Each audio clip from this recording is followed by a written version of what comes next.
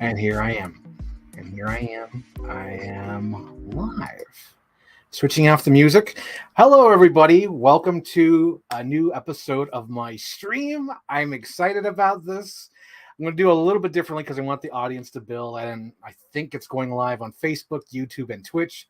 So this is all brand new to me. It's like, so this is exciting. Shane for and there goes my alarm to let me know to start my stream. And yes, I am starting my stream. Okay, so first things first, yes, I'm trying out Facebook today. I'm trying out YouTube, like always, and then I'm trying out Twitch because I want to, cast a wide net, hopefully get some subscribers, build an audience. I think that'll be a lot of fun. Let's see, we go to the comments here. We got a comment from Sleeping Druid, aka Joe, from elementary school. Good luck with the stream, man. I don't know if I'll be around much, but I'll stop by if I can. So hopefully he stops by. And then, of course, we have the infamous Whitney Kibler. Wow, can't wait. And she was joking around. She's like, is there going to be a Manscaped ad? No, there's not, but there's going to be one for Omaha Steaks. Omaha Steaks. No, I'm kidding. There's no ads here. No ads. And then let's see what else we got. We got Whitney Kibler leaving a little heart shape. And then let's see, Captain Iron Dog. Hey, let's go. Let's go. Yes, we got 5 viewers here. This is great stuff. Good stuff, cheap. All right.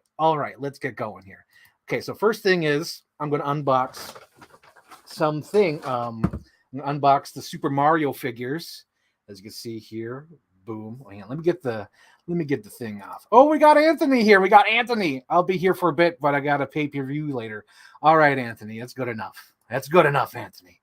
And then we have the Luke Deckard show. Everybody's here. It's like Wizard of Oz, and you were there, and you were there. It's great. It's great. So anyway, I'm going to start out unboxing these. I picked these up at Target yesterday, and I decided to do that because I was like, you know what? I think this movie's going to be huge, and I better get these figures before they disappear from shelves. I don't know why. I think this movie's going to be huge, and I like the way these figures look, and I like the packaging. It looks very professional. It almost gives like an adult a reason why to collect these. So I'm going to unbox these before the show starts because I want to talk about a few things. I want to discuss before I get into the the nostalgia show. So today I'll be unboxing my whole storage. Well, not my whole storage. There's more toys in storage. But here's an example. Oh, God. There's a box of toys here. And depending on how fast I go through that, I do have another bag of toys here. So that might be two super shows. But we'll see. So let's just start with me unboxing these as I talk about things that have popped in my head last couple days.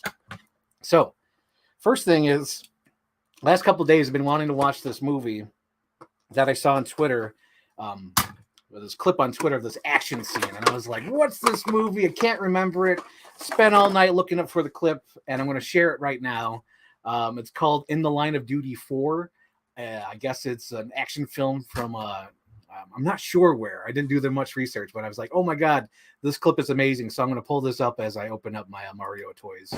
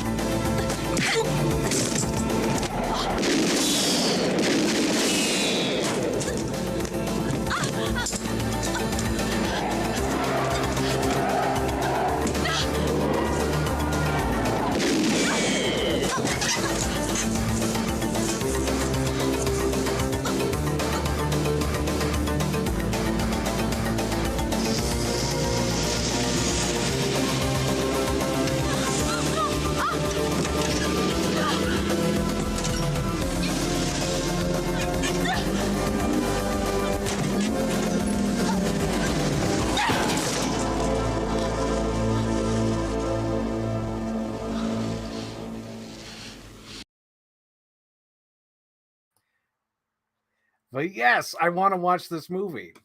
I saw the clip in December when it first went viral, and the last couple of days I've been wanting to order movies, and I was like, I want to order that movie.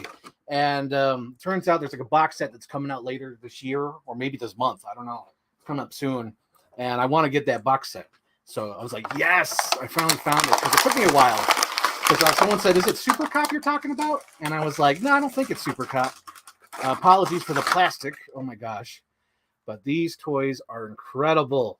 They're incredible edible eggs. Look at that. I love it. And each one of them comes with a little gadget. So I got only 3 of them. There was, I think there was like one more. It's like the little mushroom guy. It's like, I'll get him later. Watch it. He'll be like the biggest, hardest to find character ever. So I got a little Luigi, Charlie Day. Yeah! It's a football. I chiseled it. And then we have Princess Peach, aka Anya Taylor-Joy. I wanna Anya Taylor-Joy, Anya Taylor-Joy, Anya Taylor-Joy. And then we have Mario. It's me, Mario. But he's not going to sound like that. He's going to sound like Chris Pratt. Hello, I'm Mario. He won't even sound like that. It's like, hello, I'm Mario. His poor voice acting. I don't know. I think they got him for the name. That's right. They just got him to advertise. Look at see. He's going to look into your soul. Oh my God, that looks incredible. Look at that. I love it. That is so cool. I love these toys. They're amazing. They'll definitely go on the Ride the Movie shelf. Oops, sorry, I'm talking right into the mic. Sorry about that. Okay. And I like the little gimmick there, or not gimmick, the little accessory Luigi comes with. He comes with the Jurassic Park flashlight. Follow the tubing. Look above you. There should be a black pipe for you. Follow that. Yep. Look at that. He's looking right into Captain Iron Dog's soul. That's amazing. Oh, we got some comments popping in. We got Rebecca on the YouTubes. Let's see. There will be definitely a YouTube poop reference in the Mario movie, and I'll have Frank doing the Rick Dalton point. Yes. Yes, I hope they have. It's a football. I chiseled it. Or they'll go yeah. No. I bet they'll do the no. That would be so amazing. Oh my gosh. The plunger's very funny. You forget there's actually supposed to be plumbers, and that's going to be in the plot.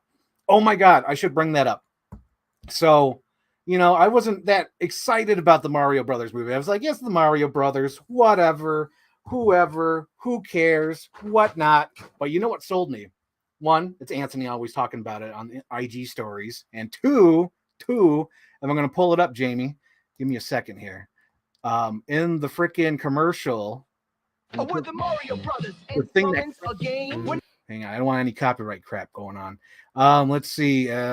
Where's the gag? There's one gag that makes me laugh right here. Oh, yep, right here. Boom. That cracks me up. And let me explain why that cracks me up. Is when he flicks the van. They could have done a second take, but no. That tells me Mario and Luigi tried that so many times to flick the van, and that was the best take, was to move the car. That cracked me the hell up. Oh my God. That's what sold me. And that's almost like a Simpsons joke gag worthy of that little thing. Let me pull it back up, Jamie. I got to watch that clip one more time because that is so funny. That is like a writer's joke. That's an animator's joke right there. Boom. That's freaking hilarious. That just because you have a camera, that means you can do as many takes as you need to get it right. And that's the best take they had. That cracks me up. And I just wanted to say that, pull that up, and remove that right now. But yeah, I just wanted to show that clip because I was like, oh my God, that's hilarious. And that's the reason why I want to see it. Because if that joke's funny just for a little teaser, there's got to be a little jokes like that throughout the movie that's going to crack me up. I'll probably get kicked out just like it did with Madagascar. Funny story. When I was a kid, I saw Madagascar with my sisters, and we sat like in the second or third row. We were laughing so hard. The guy who comes in and, checks who's in the theater, he came down to us and said, if you guys don't calm down, we're going to kick you out of here. That is hilarious. Holy smokes, look at that. Royal Rumble entry. We got Andrew here. We shot that 24 times, and that was the best take we had. Oh, my God. Freaking Royal Rumble entry right there. He's going to WrestleMania. We have Andrew here. Holy smokes. This is a good crew. We got a good crew here. That's awesome. I love this. Okay. And a couple things before we get into it. I just wanted to pull the box up, but okay, one more thing. I have an idea. I want to do a stream to pitch ideas for how much longer does the program need legacy. I think that's a good idea. Let me know what you guys think. Tweet at me, leave a comment down below during the stream. But I want to do that because I have ideas I want to do, and I want to know what the audience wants. Because I feel like, as Elvis said, I want to get back to who I really am. So it's like, I know I need to have Breaking Bad in there. I know I need to have Michael Keaton Batman in there. I want to know what the audience needs too. That's going to be great. That's definitely going to be great. Hang on. I definitely agree. Super Bowl ad got me more psyched for the film and the actual trailers. Yes, right? Great. Great stuff. Also, I want to say a little happy birthday to my friend's son, Waylon. He turned 4 years old and he had an awesome birthday. Apparently, they went bowling. And then, like, the next day, they went to the theater to watch, like, an Avengers movie. And then he's, like, 4 years old. What the hell? This is great. He's got, like, a great birthday. Oh, what happened over here? Oh, it's just the packaging. It's just the Mario Brother packaging. But yeah, I wanted to wish Waylon a happy birthday. He just turned 4, so that's cool. And then, what do you call it? Honor Tom Sizemore today. I'm wearing a True Romance shirt from the movie True Romance. Tom Sizemore was in that movie as an FBI agent. So that's why I want to pay like a little homage to him. R.I.P. Tom Sizemore. And then, final thing, I got a stupid idea for a fan trailer. Okay. So it popped in my head last night because I've been trying to think of something to use the Guardians of the Galaxy music. And I was like, what can I use? What can I use? And I decided, guys, I want to do a fan trailer for Star Wars Rise of Skywalker. But here's the thing. I'm going to try to do my stupid idea because my fan theory was that Rey, Poe, and Finn had to go back in time and do all these little things in order for Luke Skywalker and Han Solo and Leia become who they are. Because there's that scene where the TIE fighters are going down the trench run and then one of the TIE fighters bumps into Darth Vader and he goes spinning. Like, I always imagined that was going to be like Poe or Finn bumping into them. And then, when Darth Vader's right there, he just killed Obi-Wan and the doors closed for some random reason. I always pictured that Rey and Finn and Poe were inside the Death Star and they hit the button, boop, and the doors close. And then I always imagined that like Poe, Finn, and Rey had to dress as the Sand People in order to beat up Luke to make sure he was at that specific spot for Obi-Wan to come find him. I had like all these ideas because the reason why I wanted them to dress as Sand People is because if they didn't dress like Sand People, he would have gone home sooner and got killed by the stormtroopers. So they were there to dress up as Sand People to beat him up because they were like, oh no, what do we got to do? We got to make sure he doesn't go home. So they had to beat him up. That was my idea. But they didn't do that. I always wanted to do that for a fan trailer, so I want to do that for Star Wars. I'm excited about that. Yes, that is the idea for my fan trailer. Not sure if I'm going to do it, but I did order Rise of Skywalker just in case I wanted to do it. So hopefully I can. So without further ado, it's been a couple minutes. Let's get into the unboxing of my toys. So first things first, because it's right on top and huge, I have the Lost World Humvee right here. Boom. This is not the original one I had as a kid. This is one I bought from Savers for $3.99. But this one is from mine because I want to rebuild it using the extra parts from mine so it looks brand new. Because on mine, all these things are brand new, but the whole truck is like beat. We have Millie. Hello, Millie. She's on Twitch. Hello. A new viewer. Awesome. Hopefully I'm getting an audience from Twitch. That would be amazing. But here we go. This is the Lost World Humvee. It comes with like an accessory where like the little clamps go over, what do you call it? Friar Tuck. The guy with the pompadour. Oh, no, he doesn't come with the pompadour. He's the one with the bald head. The pachyador. That guy. And the thing that's cool about this is that these go down and it has like little foot pegs. So you can put your action figure there. So when it goes like driving like in the movie, that's really cool. So you could actually have like 1, 2, 3, 4, 5, 6, 7. You can fit 7 action figures on this thing. That is awesome. I love it. Back when, action figures had accessories, vehicles and cars. Yes. We have Shane says that would be a great idea for a trailer. Thank you for your support. Kind of want to do it. I want to do that fan trailer for time travel Star Wars. I'm going to take the banner off because I think it's kind of taking up some screen. So we'll go to the next thing. Next thing is this. Now, if anyone can guess what this is, that would be amazing. I don't know if anyone knows what this is because I don't have the big giant action figure with me right here. 7. Oh, I'm not sure. 7. That's got to be a reference. But anyway, this, if anyone can guess what it is, does anyone know? Going once, going twice. Okay. So in the 90s, there is these amazing toys called Big Time Fighters, I believe. Where is it? Right here. Big Time Action Hero Toys. So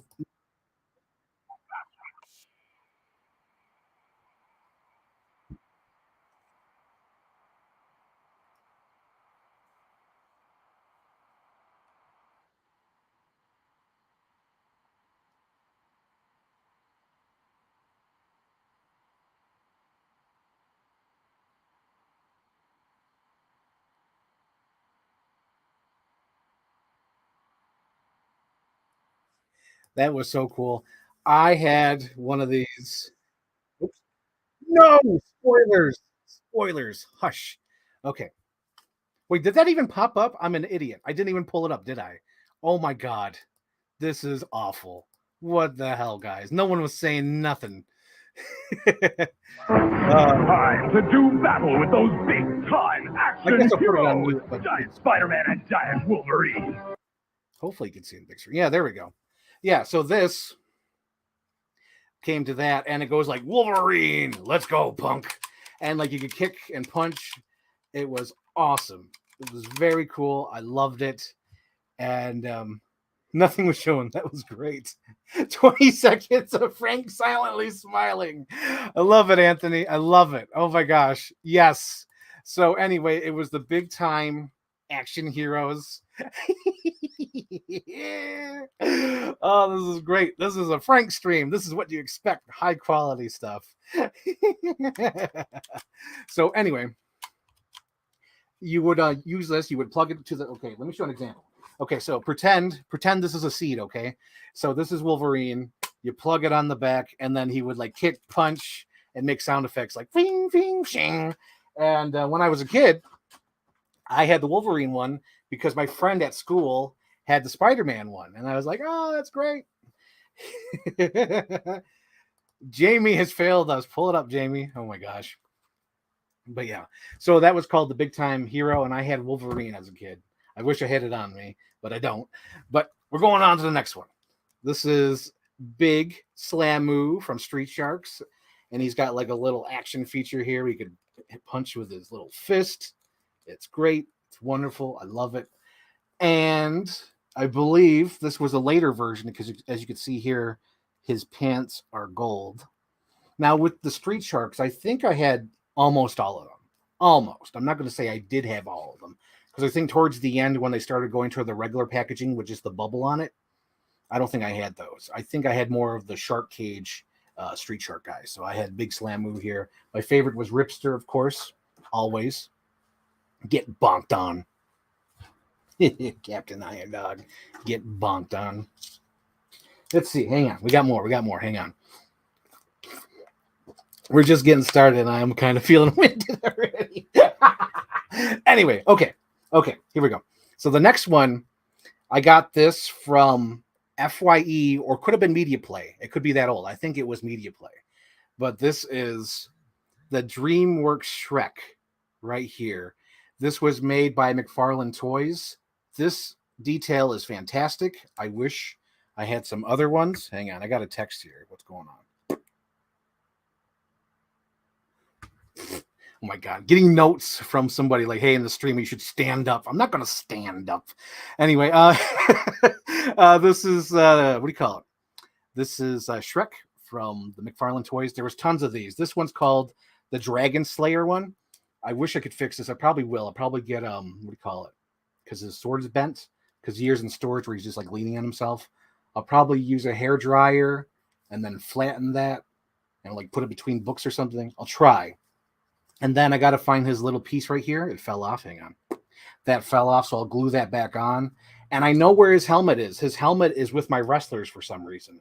I was going through an old vlog, and I saw that his little, what do you call it, his knight's helmet was in the box. I was like, damn it, there it is. But I love this. I love this. This is so cool. Yeah. And his ears pop in. And then there's like other figures too as well from the series that look totally excellent. I don't know if you guys remember when Shrek came out, like it felt like a religious experience. And I'm not just saying that because what do you call it at school? Because I was going to, I think I was in like let's go with 6th grade, 5th or 6th grade when Shrek came out. And I remember Like it was so popular. There was a Shrek day where they're like, okay, we're going to have all the kids come down and we're going to show Shrek on this tiny TV. And when they did, like all the kids were quoting the movie. Like, I don't think that's happened in a long time. I'm sure there's a movie out there that's popular with kids these days where they'll just quote it. But it was like that meme. You know that meme where the kids at Jesus camp like, oh my God. It was like that. Where everyone was quoting it like, what do you call it? And in the morning, I'm making waffles. And like the whole room was saying it in unison. I remember that clearly when I was in like 5th or 6th grade when we watched Shrek at school for some reason. I don't even know why. I think it was like a special day or whatnot, but they're like, we're going to watch Shrek. And we're like, all right. That was amazing. I remember that clearly though. Yeah. So I actually want to order some more of those because they have some interesting ones. Let's see what else we got here. A couple weeks ago, I got my Kylo Renner. Hang on. I'm going to stand up. This is the True Romance shirt. R.I.P. Tom Sizemore. Oh my God. The set's falling apart. Jamie, what are we doing here? Jamie? Okay, here we go. So a couple weeks ago, I got the Kylo Renner Green Lantern because this was my favorite as a kid. This Total Justice Kylo Renner action figure. Now, this is my actual one I had as a kid because there's some dried Play-Doh on his head. And then there's like some food coloring on him because there was a time in like 5th or 6th grade where I had like food coloring. I'm like, oh, I can make him look battle damaged or whatever. So he has tiny little fan-made battle damage. But he originally, the Total Justice line has like all these like accessories that go on them. Well, you know what's kind of funny, Anthony, if you're still here? Because with this, he had so many clear plastic accessories. This kind of reminds me of the new Kyle Renner that comes with the plastic accessories. So really, McFarlane is like really trying to do like, we're going to make a modern day Total Justice. So here's like a little comparison between the two. So this is the new one and this is the old one, my childhood favorite. And I love it. Now I have modern representation of my favorite thing. Oh my God. Yes, Rebecca. I remember that back in the day. They're like, I like that boulder. That is a nice boulder. The whole room, freaking 50, 60 kids all saying, I like that boulder. That is a nice boulder. That is amazing. Dude, Green Lantern is so freaking toyetic. Dude, like this is seriously, I think this was like, oh my God. Wow, Anthony, I got a flashback. This is what I was kind of hoping for. We'll talk about these. I was going to say like this was like my first one, but dude, I had the Batman Total Justice, I had the Flash Total Justice, and I had the Green Lantern Total Justice. I think I wanted to get the Aquaman because the Aquaman had the hook on his hand, but I could never find it. But I love that, the Total Justice line. Okay, so this one I had to do research on because I had no idea what the hell this is. This was some toy line that was called, hang on, let me look at this video. It was Vortec, Undercover Conversion Squad.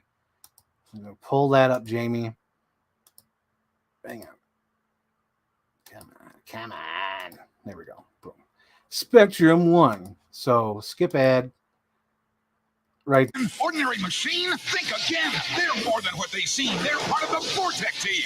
Ordinary citizen Rick Rhodes power converts his Sonic Stinger into a sleek stealth fighter. Good Lord. And aboard his Thunderwing fighter, heroic Hudson Rourke leads the Vortec Undercover Conversion Squad. Watch as the Thunderwing instantly becomes a hard-charging ground tracker. So when Madman Damian Rourke's 4x4 reveals a weapon on water, the Vortec team takes him down. The Vortec team! Vehicles come with figures each sold separately. So apparently, this was a cartoon. I had no idea because this is honestly a toy that I probably saw in the toy aisle and was like, I want that, you know? And it was like, you don't need any toys, but then I got the toy. So what this thing does, like the bad guy would go in here and then you pop that open and the boat would fly out. So he has like a little boat here that's spring loaded and you load it back in. And there's like supposed to be like a mirror here and a little part here that has a gun on there, but it's all gone because this is like years and years of being played with. This came out in, let's see, 1996. So I've had this toy since 1996 when it originally came out. And this is amazing. I can't believe I still have this. I'm sure I have the little guy somewhere and the accessories. I'm pretty sure I've seen that mirror all these years of moving back and forth, back and forth. I'm pretty sure I've seen that, on the window. So on to the next toy. If Luke's still here, Luke, hopefully you didn't fall asleep. Here's your buddy. So this came out in 2003 with the Eric Banner Hulk movie. I forgot what he came with specifically because I know they all had some sort of gimmick. I wonder if he came with the wall because there was a wall with like 3-hole punch. So you could like punch through the wall. I think this one was my favorite because they had several. There was this one that I had, and then I had a purple short one, and I think he had like a rubber face, and like if you like, because this all had like what do you call it, gimmicks. I think on his like it was like electronic, and his mouth moved. He was like rah rah. It was like really cool. So this one I had though. This one's in the box. I think this one actually looks better than the one that's in the thumbnail. I feel like the thumbnail one's a little bit more beat up. This one has a lot more detail. I miss this. Look at this. Look at all this detail. This is pretty good for 1993, if I do say so myself. So, yes, this is from that 2003 Hulk movie. I love that Hulk movie. I've been wanting to rewatch it. I always say I want to rewatch it, but I haven't yet. The reason why I like it is because I use it a lot for my fan trailers. So, because like the fan trailers, there's so many clips in that Hulk movie that it works perfectly for fan trailers. I love it. Absolutely love it. So, randomness. But I had to do some research last night because last night I was looking at this toy and I was like, how the hell does this work? Because on the back, okay, so this is like a Macho Man, Randy Savage. Oh, yeah, Randy Macho Man Savage. And he had like this little spring in the back. And I was like, how the hell does this work? It's broken. But then I realized I was holding on to the wrong leg. So you have to hold it by his left leg because he kicks at the same time. If you hold him by his right leg, his gimmick's broken. So you have to hold him by his left leg. And this is like the original Toy Biz wrestlers. This was a Bruisers line from, I believe. I didn't write down the year. Of course you didn't, Frank. Of course you didn't.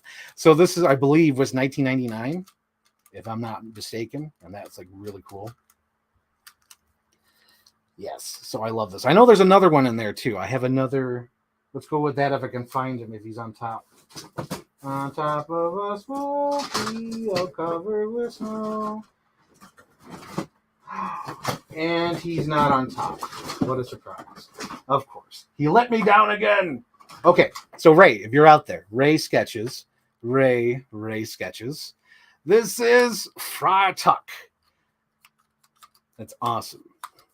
This guy is a Pachyocephalosaurus from Series 2 from Jurassic Park. And I love it. It's so cool. I had this since a kid. Even though he wasn't in the movie, I had him for some reason because I was a big stickler about that. I was telling my mom that the other day. There was a toy at, I believe is it KB Toys, and it was like that double pack with like 2 dinosaurs, like the cheaper version or whatever. And my dad was like, oh, you should get that. I was like, no, they're not in a movie. But even though I own this guy, the Pachyocephalosaurus, the dome head, boom, boom. But yeah, this is from the first movie, Jurassic Park 2003. 1993. Good Lord. Good Lord. But as you can see here, been very played with. He was loved by all. Let's see what else we got here. Now, Luke later told me that there was a bigger version of this, but to me, this was the incarnation of Domination Rex for the longest time because I had no idea there was a bigger version of this Rex. Luke told me later on. Luke was like, hey, there's a bigger version, but now I have a bigger version of this. Yeah, this is Rex. He was like the toy line, like the 5-inch toy line of Jurassic Park. Hang on, I got another text. What's going on? It's Whitney Kibler. Anyway, yeah, this is from 1995, the toy line for Toy Story. This is like the smaller toy end. But yeah, for the longest time, this was my incarnation of domination. This was my Rex. Until later on, I have them up there. I'm not going to pull them down because the set's been falling apart. Can't move too much. It's too crowded in here. But I have the better Rex. It looks like the cheap plastic, and his head turns, and he's got that cheesy mouth movement. It's great. I love it. Ray sketches. Oh my god, it's Ray sketches. Ray sketches. Okay, so this is from Jurassic Park Part 3. Now, I'm not a huge fan of the dinosaurs from Jurassic Park Part 3 toys. The Hasbro toys, not a huge fan. Because for some reason, they didn't make big dinosaurs. All the dinosaurs were this size. They were the same size as the raptor. So I only got the raptors because that's the only, like, you know, you can't get a Spinosaurus this size. That doesn't make any damn sense. Why would you want a T-Rex this size? And do I even have a human character ready? Hang on, past cat. Are you serious, dog? Oh my gosh. They all moved. Yeah, so last night I was trying to go through these, you know, to make sure I was like prepared. Like, do I have some information on these toys? And now they're all moved. They're all moved. Shoot. Tartar sauce.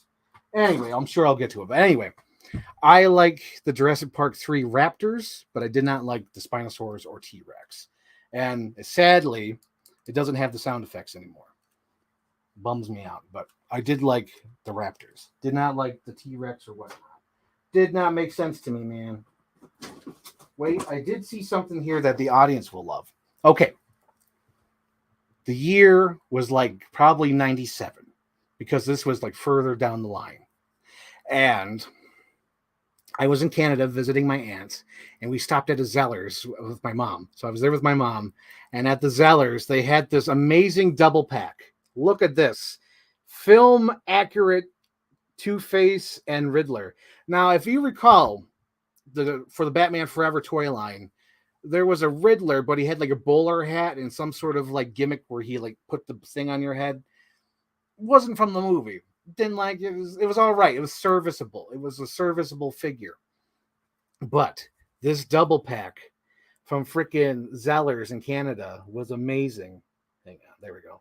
Because it was film accurate. Because like in the movie, he wore a little suit like this, skin tight suit, and then Two-Face wore this at the ball that the party was crashed. I was like, this is even more accurate than the other one, because the other one's pretty much accurate, you know, the action figure wise and color. But this one was cool because this is like, we are two minds of it. Patience, hell, we want him dead. It's so good. And then it came with this guy. I was like, I have to get that. So I was like, please, mother, please. And I don't have this, mother. And she was like, Frank, you already have Riddler and Two-Face. What are you doing? And I was like, please. So, you know, I won out and I got these guys. And I'm glad. These are like incarnation of domination, Two-Face and Riddler. These are so cool. I love them. The Batman Forever toy line, I had a lot of them. I think there's even some in here too. So we'll get to them when we get to them. Like right now, because he's right here in front of me. This was the other 2-pack that had accuracy. This is him in the black sonar suit. I don't have, Robin here, but the 2-pack was with Robin. But yeah, this is the Val Kilmer Batman. And that's so cool. When I saw this, I was like, oh, the accuracy. I love that shit. It was so cool. I loved it. Now, Ray. You're going to love this. So when I was younger, Jurassic Park 3 was my shit. Jurassic Park was my shit. I love Jurassic Park. So at that time, they had Jurassic Park everything. So there was this little shaving kit and bathroom kit. And this came with the bathroom kit. And I still have it. Look at that. Actual 1993 vintage Jurassic Park bathroom kit, the Lodge. That is so cool. Last shout out to Ray tonight. No, Ray's gone. Oh, well. Ray, I'm sure you'll watch this later. If she's going to go, I'm going to take her with me. So I'll finish up the last of the dinosaurs. I'll try to anyway.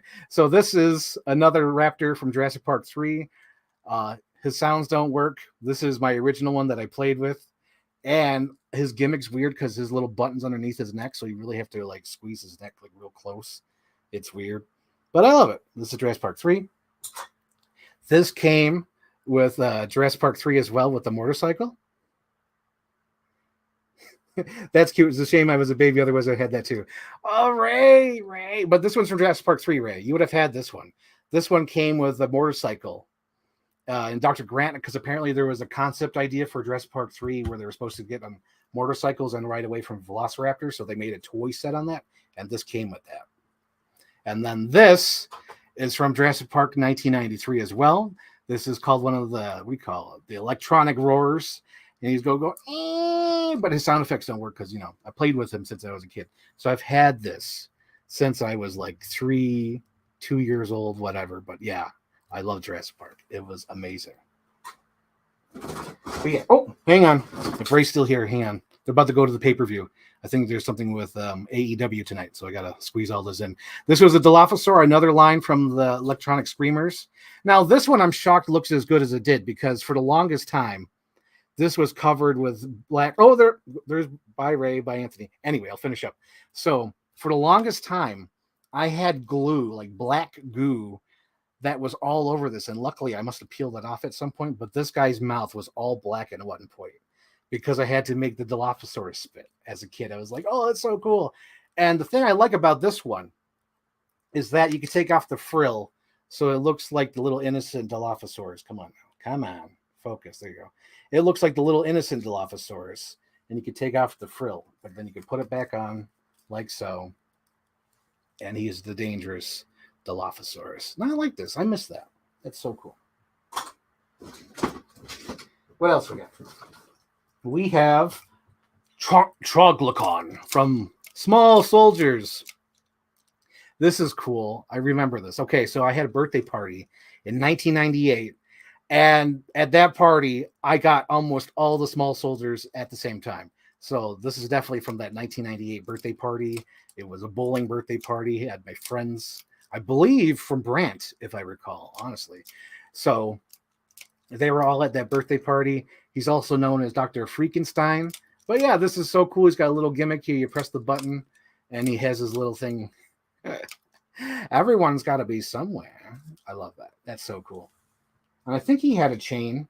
Now that I'm looking at this, it looks like there's an accessory missing. There's like a little part on top. I think it's like a little antenna because this is supposed to be like a little talk radio thing on him. So I think it was an antenna that was supposed to go on him. Let's see. We got some comments here. Ray Sketches left. Bye. And then we have Shame for best of the scene in the series. Yeah. And then we have So Good. Maybe I was there at the bowling party. Probably. It could have been. Gorgonites. We won. Now, this one I also remember. This was from the same birthday party. This is the battle damage archer. His arms are missing. His arms got to be in some other box in storage somewhere. But this guy, like if you press his little button on his chest, his arms popped off. I had this one and Chip Hazard, and they were both from my Aunt Renee, who lives in Canada. So thank you, Aunt Renee, for giving me these awesome, hard to find Gorgonite toys. I love these. That is so cool. What we call it? My friend Captain Iron Dog would call it. Was at a Comic-Con a couple weeks ago, and he said like all these Small Soldiers toys are like $100 or $300 each. It's ridiculous. What happened to his arms? Oh, okay. I should explain that. So for those who haven't seen Small Soldiers, this guy, so the Commando Elite beat up this character while all the other Gorgonites hid. So when they all came back together, they found like a little talk radio and put them back together the best they could because they're just Gorgonites and they didn't know how to put them back together. So that's why his foot's down here, his arms over here, and his arms backwards is because they didn't know how to put them back together. So that's from the movie. That's why he looks like that. Hang on. I'm getting winded here. Let's see. I know Ray's not here, but we'll talk about it anyway. This is a Jurassic Park 3 Triceratops. Look at that. Look at that. There's no Triceratops in the movie, but I'm glad they made this figure. I love it. I think I got this at Savers years later, like a couple years ago, I should say, because I'm always a fool. I'm always a sucker for Jurassic Park toys, and I had to pick this up. So I thought that was cool. What else we got here? Oh, here it is. Is the action figure close? Hopefully. Nope. Gone. Okay. We'll find it when we get to it. But this came with that Velociraptor. So for some reason, this was a set. This came with a Dr. Grant toy, and then this was on there, and it was supposed to be like a chase sequence from the movie that was based on concept art. Now, I don't know if you guys know, but back in the day, toy companies had to make toys first before the movie came out. And Jurassic Park 3 was infamous for changing the script before they started filming. So all these toys came out that were based on stuff that wasn't in the movie anymore because they changed the script. Similarity to this, in 1997, when Batman and Robin came out, they made toys first, and it was based on the concept art. And this was the Mr. Freeze. And I remember this was the only Mr. Freeze that was in the stores, and I love Mr. Freeze. And I was like, it doesn't look like him, but I want a toy that represents that in my toy collection. So I had to get this guy. He comes with like a little vehicle. It was like a deluxe set. I believe it was called, what do my notes say? Oh my Lord, made it easier for me. Oh God. It's not even here. What the heck? I know I wrote it down, guys. I feel so bad. Lord help me. What the heck? Anyway, oh yeah, there it is. Is that it? No, it's not it. What the hell? Anyway, it was a deluxe pack from 1997, cracking me the hell up. Oh my Lord. Mr. Freeze looks way better. I wish I saw that in the film. I know this is kind of cool, but this was all based on like drawings and concept art. It was not even in the movie. Okay, so what do we have next? We have Honk-a-Tonk Man. This is an original WWF Hasbro Honk-a-Tonk Man. Now, I had this as a kid. Like, I was a tiny little kid, didn't even know what wrestling was, and I had this Honk-a-Tonk Man that was so cool. I love it. So I've always been an Elvis fan since I was a kid. That was really great. What else we got here? Sticking with the Hasbros from a kid childhood, I also had Jake the Snake Roberts, this original Hasbro toy line. That is so cool. His little gimmick doesn't work. I've tried to do it. It doesn't really work. Although it's still cool. I still like it. My big brain fan cast is Jesse Plemons as Mr. Freeze. Now that's interesting. That's an interesting idea. It's like I don't see it, but that's definitely interesting. I want to see that. Even though I can't visualize it, I want to see that idea. I like that. That's cool. That's outside the box thinking right there. So I don't know if you guys remember, if you ever went to a Blockbuster back in the day, you know, they had these little bins full of toys. And I have some of them here. There's another one in the box, but I'll get to it when I get to it. But as I was picking them out, this is another one. This is a Dilophosaurus from 1992, I think. It's not even from 93. Yeah, 1992. So this was made before the movie even came out. The movie came out in 1993. And I had this since I was a kid. And this was picked up at Blockbuster because they had little toy bins, as you can see there, JP Mark. But yeah, that's so cool. I've had this forever. I have so much nostalgia for this toy. I think I had this before the actual toys came out for Kenner. So that's like really cool. I love this. That's so awesome. So much nostalgia for it. So much nostalgia. Oh, here we go. Here we go. Now I can finally finish the set. So this motorcycle had Dr. Grant that came with it right here. Boom.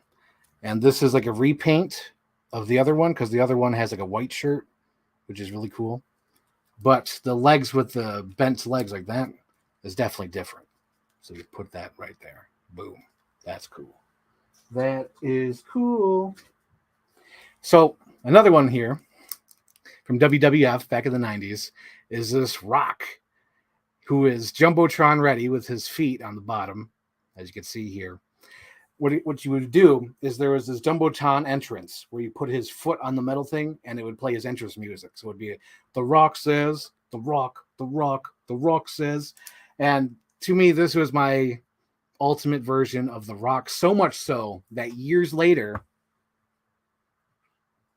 I was able to recreate this figure using the Ultimate Elite that they do now for Mattel. What an upgrade. Look at that. That's 25 years difference. That's amazing. This one definitely has the more accuracy, and I love it.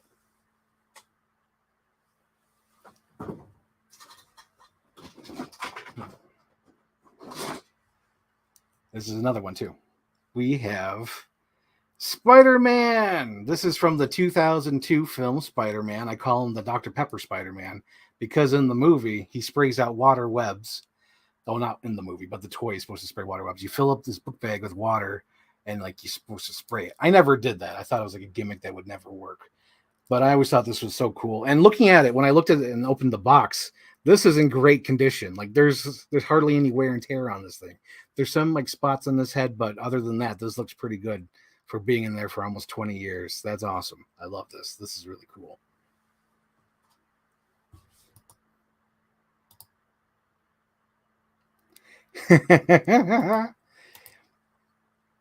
Oh, you might not have had any toy bins back then because this was like 1991, 92, 93. Like this is early era Blockbuster. Because I think by 97 they didn't have this, but back in the early 90s they definitely did. I remember they had like little like toys like Bugs Bunny and things like that.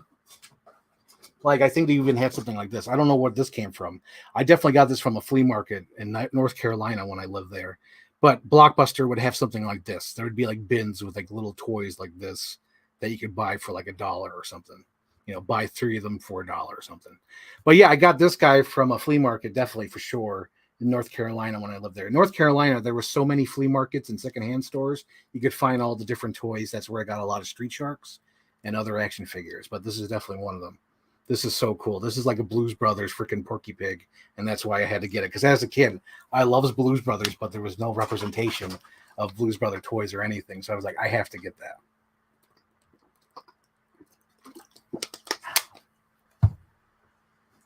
Let's see.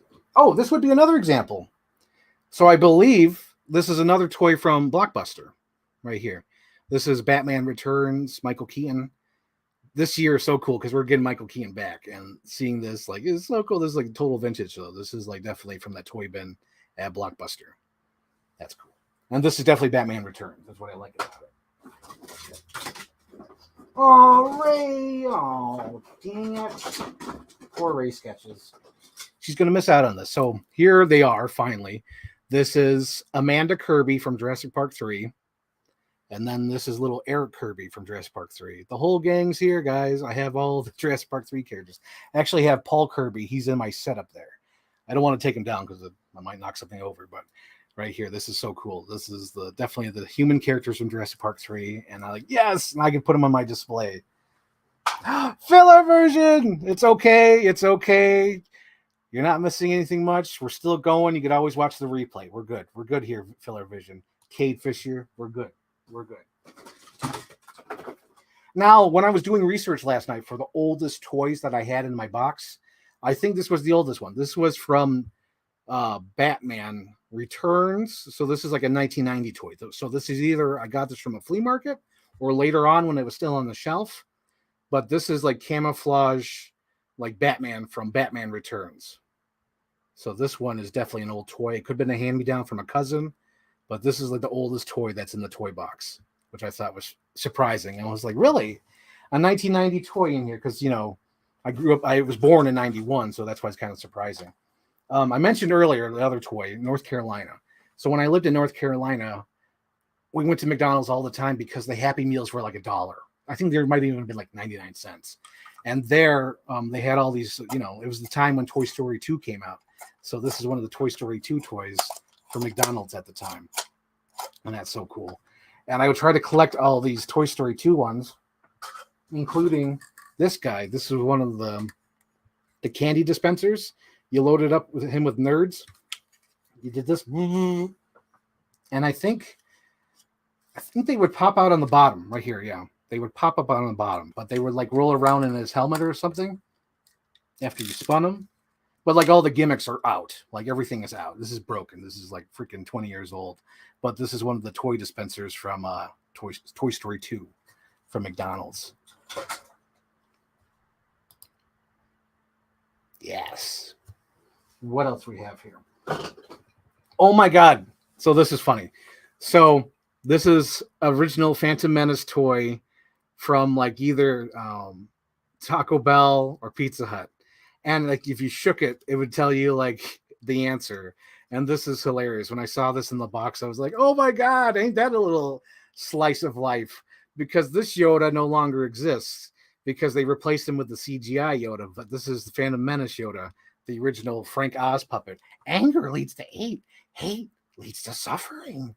And this is from that. That's so cool. So this is like from that era when they were doing all the cross promotion at Taco Bell and Pizza Hut. And I think it was KFC too, where they had toys like this. And I was like, that's so cool. Oh my Lord. So this one, it was a weird time in the late 90s, early 2000s. They made toys of everything. So this is a toy of Steve Irwin. This is the Snake Rescue Steve Irwin specifically, because we're going to get to another one. But as a kid, I loved Steve Irwin, and this was like the regular looking Steve Irwin action figure.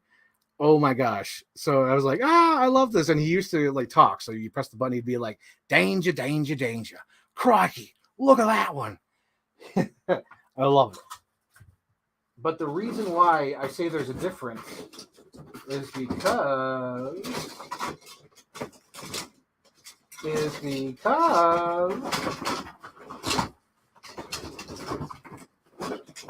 are you kidding me?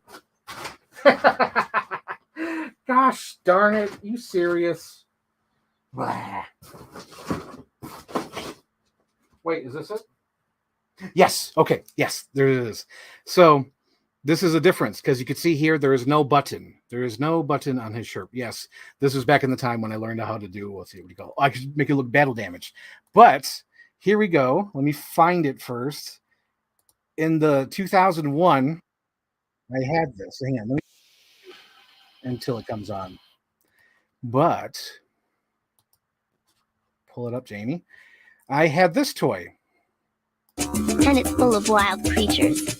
He's gonna love what Mom and Dad got him for the holidays. It's the Crocodile Hunter radio-controlled action set, exclusively from Radio Shack. You can drive the motorized truck into rugged terrain and launch the boat in search of adventure. What a little beauty. Crikey! Comes with everything shown here. Batteries sold separately, only at Radio Shack.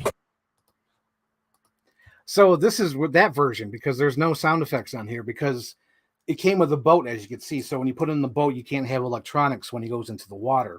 So this is the regular version that came with that truck because I have that truck and it's a huge truck. It would probably fill up this whole screen because it would actually fit this guy. And this guy is like 6 or 7 inches tall. So it's built for him and it's a huge RC truck. And it's amazing. I love that thing. Shane, too soon. It has been 30 years, but too soon. And I should say that. Oh my gosh. Too soon.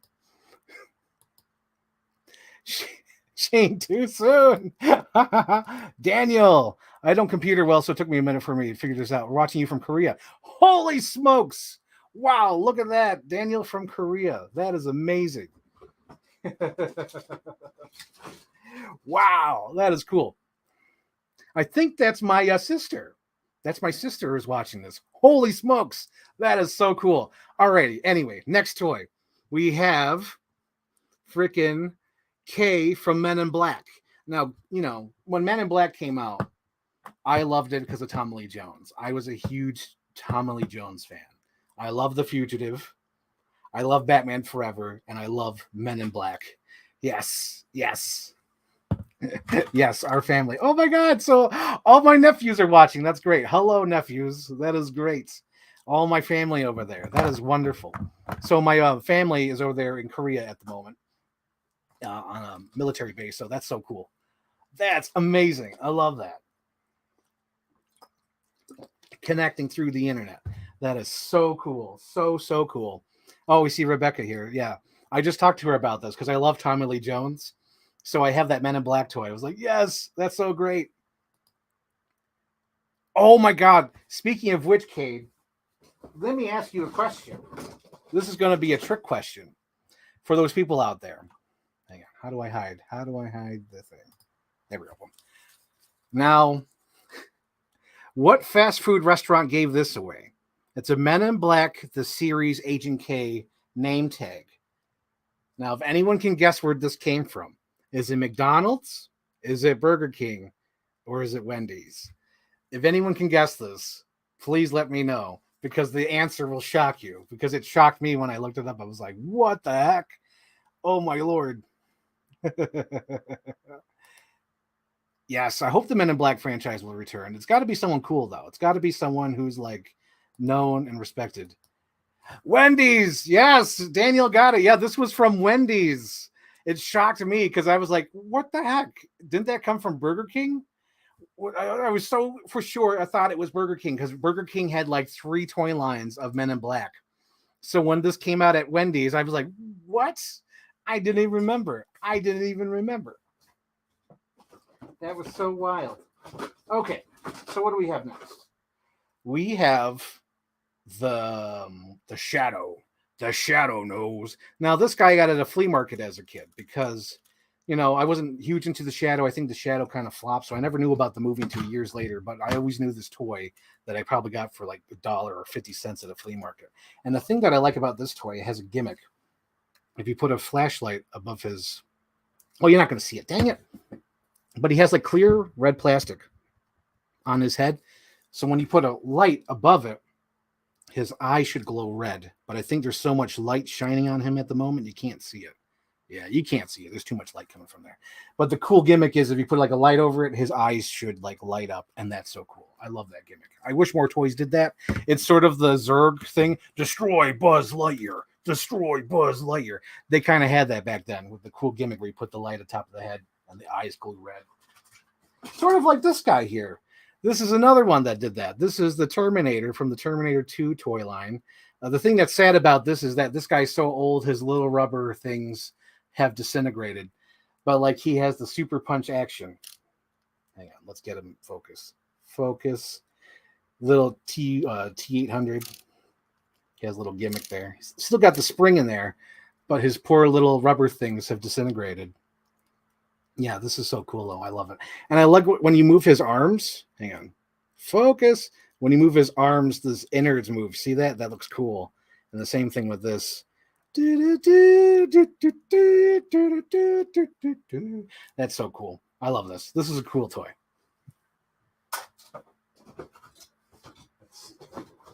Oh, since they're both together, I guess I'll do both of them. So in 1998, I believe, there was a toy line for Godzilla. And this is Animal and Philippi. This is Philippi right here. Will you shut up, man? And then we have Animal, the cameraman from Godzilla right here. That's so cool. Hank Azaria. That's who that is. Yes. But yes, I had, I think I have Nick somewhere. And I believe there was like maybe 2 or 3 Nicks. I only had 1 Nick, but these are so cool. I believe, if I recall, I bought these from Ames when I was a wee child. Well, I didn't buy them, but my mom did. My mama, she bought me these toys because I was a huge fan for Godzilla. There is a no Godzilla thing coming out this year. There's a big giant statue that's huge. Why am I so dark? I guess I just look dark. Anyway, there's a big giant statue that's coming out later this year. It's crazy expensive, but I kind of want to get it just because I'm afraid that they don't make enough Godzilla toys or merchandise because Toho does not like that 1998 Godzilla. They despise it. And they were trying to push it away, but now that it's been like 20 or I think it's like 25 years now since that film, they're easing up on it and they want to release the statue. And I was like, ooh, that would be so cool.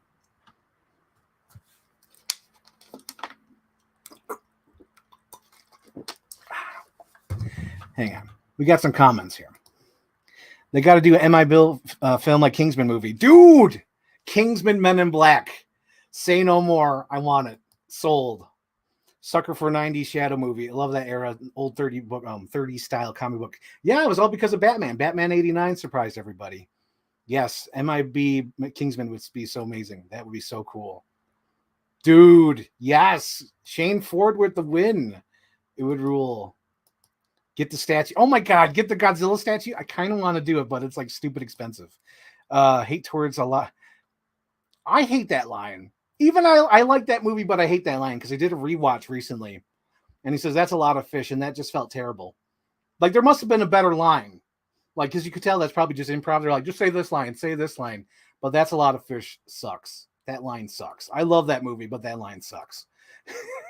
Rocking out to the 90s Godzilla soundtrack last week. It's some great stuff. Come get it. Yep, love it. So I'm going simple here. I have little Daisy from Burger King. Here's a little finger puppet so you can make him walk and kick. If I can remember all the names, it was Tinky Winky, Dipsy, Lala, and Poe. And this is little Daisy, I believe. And they all came with coins that you had to put together. But yeah, this is some fierce nostalgia here. I love that. Freaking Burger King toys were the best. And now like everyone wants to save the planet, so they're all like cards and whatnot. So in the late 90s, early 2000s, BMX and skateboards were big. And this was a toy line. It was called, if I could find it real quick, hopefully.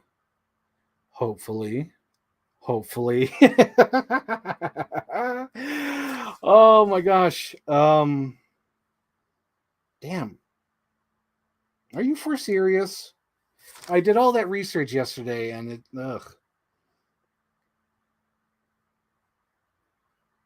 Oh, there we go.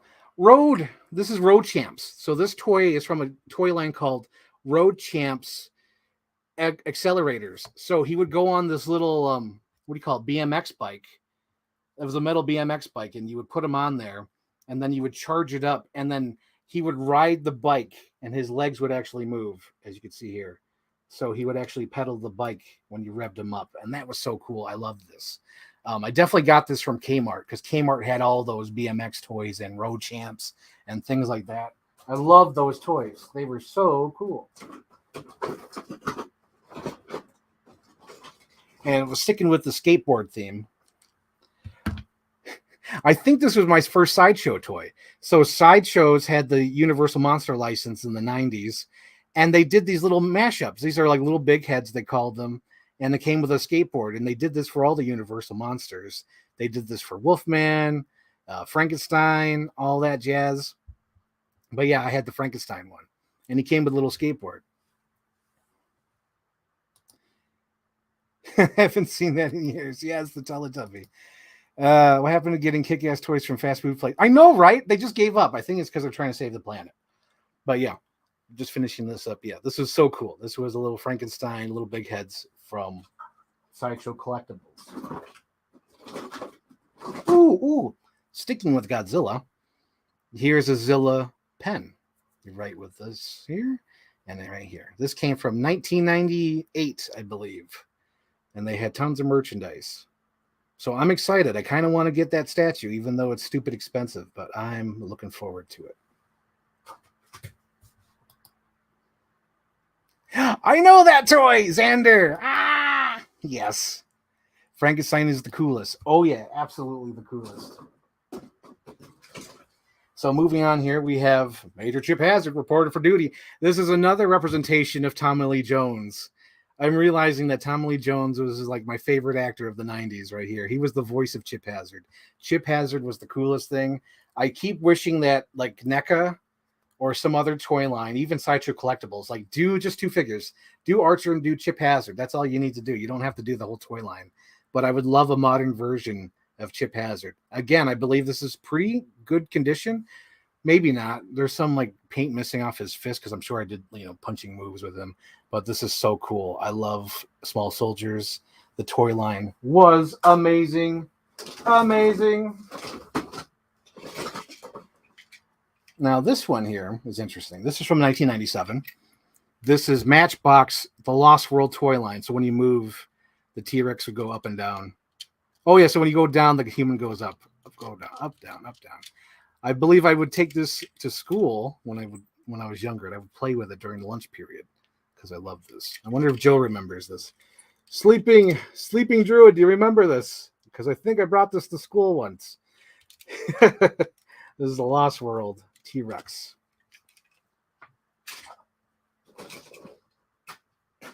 What else we got here? What else? Oh, we have the alien from Independence Day. This goes into a huge alien. I actually have the huge giant alien somewhere. It's like, oh my God, like probably 12 inches high, maybe 13 inches high, and probably about 10 inches wide. And this little guy goes in there, and it's from the movie Independence Day. Release Release me! No! We have a question from Shane Ford as I'm going through these. What's your Universal Monster ranking? Oh, God. Okay, so even though the series kind of sucks, like only the first one's good, but I like Creature from the Black Lagoon. He's the best. He's my favorite one. And then I believe Frankenstein would go next. And then Bride of Frankenstein, really close because I love Bride of Frankenstein. Then I love Wolfman. Maybe Wolfman's above Frankenstein. So I'll put Wolfman above it. He's number 2. And then I think like after Bride of Frankenstein is Dracula. And I think last place is like Phantom of the Opera. I think that's my ranking. So it would be Creature from the Black Lagoon, Wolfman, Frankenstein, Bride of Frankenstein, and then Dracula. Dracula. Even like Invisible Man would go higher. I think Invisible Man's like probably right after Bride of Frankenstein. I don't know. They're all so cool, right? I can't rank them. They're all my children. I can't rank the Universal Monsters. Love the classic Universal Monsters to death. Sucker for that period of time. Yes. Those aliens were horrifying. Oh, you're afraid of Independence Day. I'm sorry. Cover your screen. Don't look at the aliens. Release me. No. Yes. Small Soldiers is cool, Xander. Yes. What else we have here? Creature at the top is correct. Yes, right? Creature from the Black Lagoon is so cool. It's that look. Although the movies, like the second one and the third one, terrible. Terrible. I like the ideas. I like where like the bullet points are. Like, yes, he should go to the mainland in the second movie. That's correct. Everything else is bad. Yes, in the third one, he should become more human and crave the ocean. That is also correct. But all the plot lines are stupid. But those ideas are correct for sequels. But the first one, I love it. It's flawless. The first Creature from the Black Lagoon is flawless. All right. So we're going back to 1999, December and January. McDonald's had these recess toys. They were all sports themed. I believe this is Vincent, if I'm not mistaken. But yes, I did some research on this and I was like, holy smokes, he came with a basketball and a little accessory. So you're like that, boom, he would toss the basketball. But this came from McDonald's way back in the day, the TV show Recess. Yes. Anyone remembers that show? One Saturday morning. Yes. Nostalgia. Nostalgia, baby. We have here is Dennis Nedry from Jurassic Park. This is the first series of toys. For some reason, they made him look like a secret agent, which is hilarious. And my favorite gimmick is that he had battle damage. You could take his arms off and make it look like he got eaten by a T-Rex. Most toys these days don't really have gimmicks like this. Yeah, this is the other one. So both arms come off. But that is so cool. It's so funny for a kid's toy that his arms came off. But I love that. This little Dennis Nedry. I have both of them. I have the green one and the red sweater. The red sweater has more of a correct likeness. Oh, yeah. Totally. Rest in peace, that guy. Who else? He's my favorite. Yes. And we have another one here. We have little Stanley Ipkiss from The Mask. At first, I thought when I looked at this toy, I thought this was based off the cartoon, but apparently this is a toy line from the movie. So if you do this little gimmick, he does this. And as you can see here, I was an idiot and gave the Mask some eyebrows as a kid because I guess I needed him to have some expression. But yeah, you just had this little gimmick where you just swap his head. Oh, you got to go on this single way. This dog came with this toy came with the dog, and the dog had the mask accessory, and that was really cool. I was kind of bummed though that there's no hat that came with this toy. Let's see, King Kong. Oh, what's he saying? Shape of Water was lovely, but yeah, I want to throw back from the Creature from the Black Lagoon movie, like Peter Jackson King Kong film. Yeah, but hopefully not as long as King Kong. Peter Jackson's King Kong is like 4 hours long, and it takes an hour for her to get to the boat. It gets an hour to take to the boat. But yeah, I think that would be cool. Peter Jackson style, not the length. My Lord, we don't need a 4 hour Creature from the Black Lagoon movie. Here we go. This is another one. This is Hoover. If you remember, there's a video game called Sarge's Heroes, where there's all these little plastic army men toys were like hardcore fighters, and they had to use like little helicopters and stuff like that. And they had to drive through like the garden in the backyard or a playground or whatnot. So they had these action figures, and I had the little Minesweeper. This is little Hoover from the video game Sarge's Heroes. Yes. Yes. Wow. Xander knows the mask. Yes. Stanley Ipkiss. Yes. The mask. I should rewatch the mask. Xander, you're making me want to watch the mask. Epics in scale, not length. Yes, that's what she said. Oh, damn. Oh, smokes. We have a vintage Tim Murphy from Jurassic Park. This is a little Timmy toy from the original 1993 Jurassic Park toy line. Yes, this is so cool. That's amazing. And another one from Jurassic Park we have here. This is Jaws Jackson. He is a Jurassic Park employee. I believe he came with the Evil Raiders toy line. But yeah, he was supposed to, I used it as like a worker. Like to me, he was like the guy who was checked out the Triceratops. And I like this. But the thing is, this guy is so old, like he's beginning to fade. Like this is definitely a toy I played with, and he was loved. I had him a lot. That was so cool. What else we have here? We have a vintage Batman Returns McDonald's toy.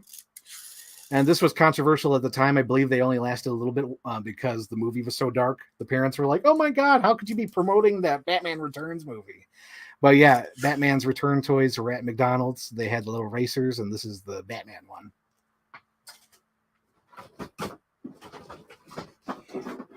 Sleeping Jude, are you still there? If you're still there, tell me. Because you might remember this. So in elementary school, I believe second or third grade, we had to give each other gifts, and I got a gift from one of my classmates, Sammy. Sammy gave me this. I have no idea what this is. I believe it's from here it's Masked Rider. This is Robo Rider, so I'm guessing this had to do with Power Rangers. But this was a gift. I had no idea who he was, but this was great. This is the only figure I had from that toy line, because I wasn't really a huge Power Rangers guy. But as you can see here, he's in good condition.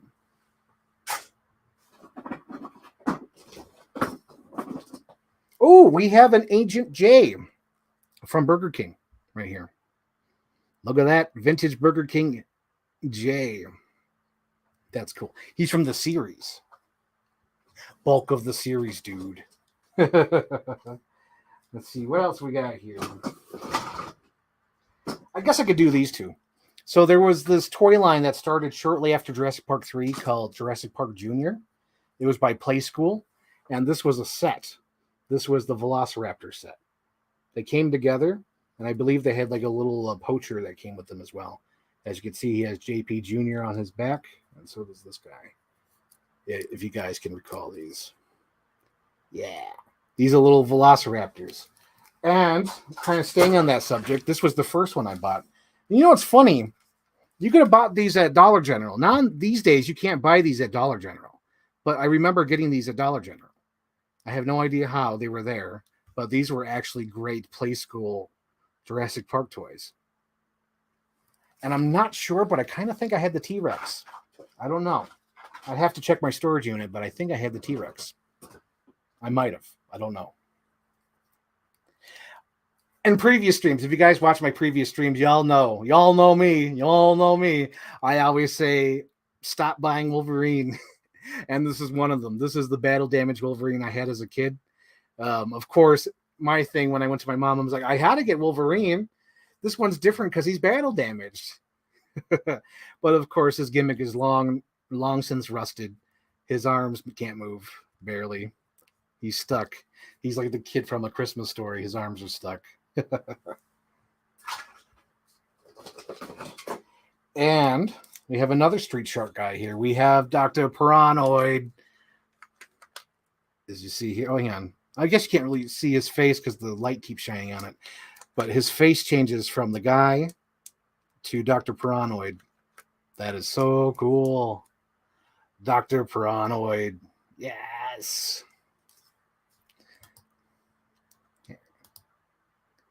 I can't put my arms down. Exactly. Chris's story. Dr. Paranoid. And sticking with Street Sharks, we have Radical Bends. Now I get the joke now, because when you go underwater and you come up too fast, you get the bends. So that's why his name is Radical Benz. But this is the teenager guy who gave all the Street Shark their accessories. Now, if you look at his gimmick here, I'm sure it still works. Hang on. That is so cool. And you're supposed to like drop him so he looks like he's spinning. That is so cool. But yeah, this is Radical Benz. And you have to do it carefully because I think you have to reverse it. Yeah. And it's easier just to do this.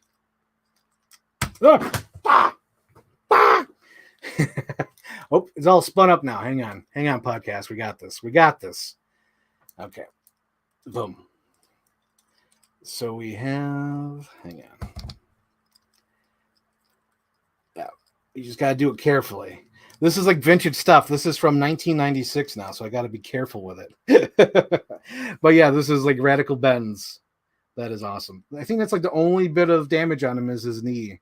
I'm guessing that's just from, moving from box to box over the years. We're getting to the bottom of this box. How are we doing on time? 125? I guess we're like an hour in. These are from Burger King. If you guys recall this, we have Marge here as the Bride of Frankenstein and Willie as the Grim Reaper. I'm not sure if these are based on episodes. I don't think these two are specifically. I don't recall episodes where Willie played the Grim Reaper, and I don't remember her being the Bride of Frankenstein. I remember Homer being Frankenstein, but I don't remember Marge being the Bride of Frankenstein. I even had this. Now, this one's based off an episode. Look at me, I'm Davy Crockett. This is Mr. Burns from the Treehouse of Horror. I love this. I love these toys. These are from Burger King back in the day. There must be a time delay. I'm seeing comments from when I dropped the thing. So I was like, oops, time delay. Oh, this is exciting. This is my first ever Star Wars toy. It's the Power of the Force, Empire Strikes Back training with Yoda. This is my first one I ever had. Because there's some evidence here of the other thing I got here when I was a kid. I also got one of those snow speeders, and all I have in this box is the little capsule. So I would put this Luke Skywalker inside the snow speeder, even though it wasn't accurate. But I would try to play with the toys that I had. Because I wasn't that huge into Star Wars as a kid. At least I don't think I was. I was more of a dinosaur kid. And this is another Luke I had. Me and Anthony were talking about a few weeks ago how we had toys from the 2000 era. And this is the Luke Skywalker that loses his hand. Leia, hear me. Yes. I love that. But the reason why I wanted this is because it was such a cool little gimmick of Luke having no hand. And it looks like he had a little lightsaber gimmick too, which is weird.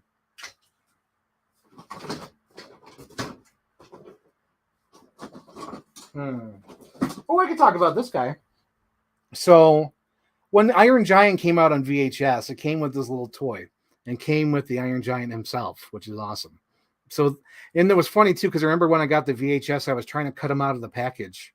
But then I realized for some reason when they released the VHS, that plastic slip cover, they actually put the toy inside the slip cover. So I was actually trying to cut the slip cover without knowing it. I was like, oh shit. As a kid. Oh, sorry. Oh my God. Earmuffs. I'm sorry. I know there's kids watching this. I'm sorry. But I was like, oh shoot, as a kid when I was cutting through the VHS box and I had the Iron Giant in it. And I was like, oh shoot. Yes. Oh my God, Shane, do you remember that? Oh my God, we have some people who are freaking nostalgia right here. We have a holy crap. We had that VHS and that figure. We had nostalgia for this Iron Giant toy. Yes, so you guys remember this came with the VHS. That is so cool. Oh my Lord. Mama sailor swears like a sailor. I'm sure she does. She must sound like what do you call it? What's his name? Joe Pesci from Home Alone.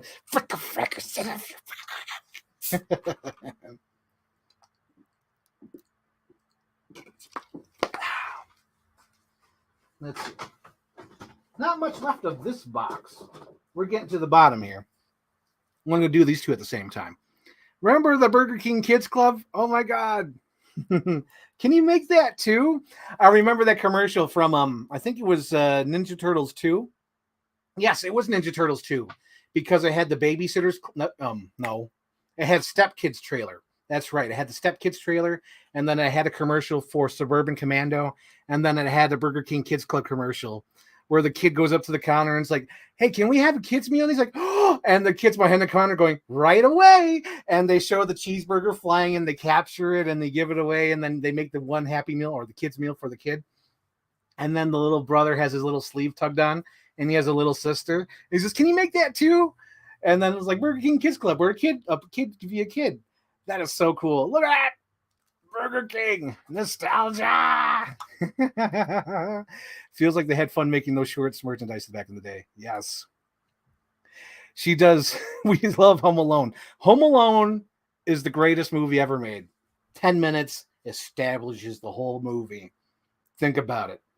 Without that 10 minutes of going through the house and seeing all the room and seeing the Michael Jordan statue, seeing the spider, seeing the tickets thrown out, learning that he has to live in the ceiling or the third floor, and perfect. I love that movie. Home Alone is the perfect movie. We have Roland Tembo from the Lost World, Jurassic Park. This is the first Roland. Did they ever make an updated Roland Tembo? I think they did. I'm not sure because I know there's this regular release Roland Tembo right here. And I think they made a more film accurate one that came with an ATV, unless it was just a different body with the same head, which is possible. I remember there was at least 2 Roland Tembo action figures. But I don't recall. Oh my gosh. So I remember a couple weeks ago, me and Luke were showing our toys. And this is the McDonald's one he had. This is the McDonald's Mike Wazowski. You, me, and you and me, both of us together. Yes, this is the McDonald's one. I believe this is the one with the doors, or it could be the one that was released later on when they had all the Pixar toys, which is also a good toy line. Let's see, what else we got? What else you got? We have Captain John Smith. Now, for the longest time, I loved Pocahontas until I saw the sequel. The sequel treated John Smith as like a ladies' man, which just cracked me up. He was like Ash from Evil Dead. Because Pocahontas was like, "Why didn't you write to me, John Smith?" And he was like, "It was just pillow talk, baby. That's all." I was like, oh my God, you ruined the movie. But yeah, this is John Smith. I believe this is the Burger King toy. Is it? This is a legitimate Burger King toy. Look at this. They wouldn't make this today. This is a legit action figure. This is awesome. The Monster Inc. doors. I know what you're talking about. Yes, McDonald's had this toy line of all the Monsters Inc. toys, and they all came with doors. And I think that's where the Mike Wazowski came from. Right here. I think he was the one that came with all the doors. Yep. Yes, Pocahontas 2 did him dirty. I know. He's like, that's pillow talk, baby. That's all. But Pocahontas did get Billy Zane in the end. So win-win. She loses Mel Gibson, gets Billy Zane. Works out for her. Let's see. We have this vintage Little Tikes flashlight. Does not work. But there was tons of these. I was doing research on these a couple days ago because I was doing the thumbnail for this video. And they had a Frankenstein of this, and they had a pumpkin head. And if it were me today, I would definitely pick the pumpkin head over this Dracula. But this is cool. I guess they have it for like Halloween when you're trick-or-treating with the kids. So you just, have a little flashlight. But I like this. This is cool. I would rather have the pumpkin head, though. The pumpkin head looks cool. Oh, my God. So I showed you that Batman toy from Batman Returns. This one is another one I'm nostalgic for. This is one of my first Batman toys. I think I got this around the time when Mask of the Phantasm came out. And this guy, he has this big giant like clamshell cape that encircles him. And then when you flip it out, it like becomes like a little glider for him. And it was really cool. I love this toy. It's so cool. They keep bugging me, so I'm going to just talk about them. So they keep getting in the way. These are the little voice tech things that came with the Phantom Menace toys. I kept them on this little dog chain here, and we have a Jawa, Obi-Wan with cape, Watto. Oops. Obi-Wan with no cape. And Princess Padme. Oh, Queen Amidala. Status elected leader of Naboo. See if you can read that. Look at that. I never had the sound device. Never thought I needed it. I don't care. I just wanted the toys, but they all came with these.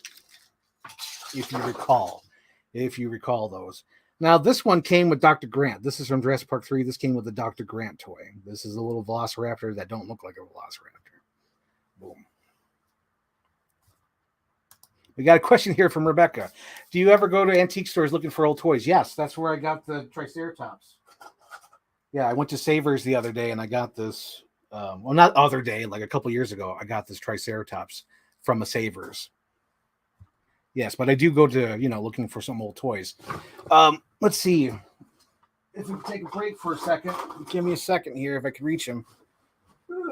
Gonna knock things over. Give me a second. Oh, I ran someone over. But here's an example. I started collecting these. These are the Mario Brother movie toy line. I have more of them, but I don't want to wreck anything else. I think I just ran over somebody. But this is a vintage Mario Brothers movie action figure. I have Bob Hoskins. I have the Luigi, Louis, I think his name's Louis Leguizamo. And then I have Dennis Hopper from that movie. But yeah, I do go to, antique stores and flea markets to look for old toys every once in a while. Let's see. I recall the Batman Beyond Burger King toys. Dude, yes, that was my favorite toy. I remember the glowing skeleton. Oh my God, that was so cool. A cool looking Batman glider. Can't have seen that in the modern day. Yes, squirrel suit.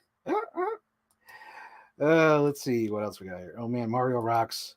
Oh, that's so cool. Yes, that's so cool. Yeah, but yeah, I do go to vintage toy stores to find some stuff. So moving along, we have the Spinosaurus from Jurassic Park 3.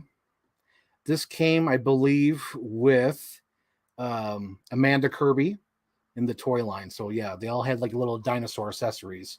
And I mentioned it earlier. I showed the Hal Jordan, or not Hal Jordan. Oh my God, Anthony would beat me up. No, the Kyle Renner Total Justice. This is the Batman Total Justice. He doesn't have his wings or cape at the moment, but this is the Batman Total Justice I had as a kid. This is the actual one. This is so cool. And McFarlane is sort of making a cooler Batman that's similar to like this. So I want to get like an upgrade. I want to get an upgrade that looks like this Total Justice Batman. It's going to be sweet. Oh, okay. So remember I showed you the Dilophosaurus earlier? This is the other one I had. This is the T-Rex from Blockbuster. This came out in 1992 from the little toy bin. That is awesome. Look at that. It almost looks like accurate to the movie than the actual toy does, like the Kenner toy. But this is so cool. This is from Blockbuster in the toy bin. I love that. And we have little Kelly from the Lost World. She came exclusively with the Mobile Command Center. And on Christmas 1997, my mom had the whole set up for me on Christmas. It was amazing. I loved it. I'll always remember that. That was so amazing. So back in the day, Hot Wheels had these little racer toys. And this one was Streets from Street Sharks. They were called Smash and Crash, where you put them on a little motorcycle. And they would ride the motorcycles and crash into each other and fall off. And apparently, there's a Ripster out there. I only knew of this one. But that's cool.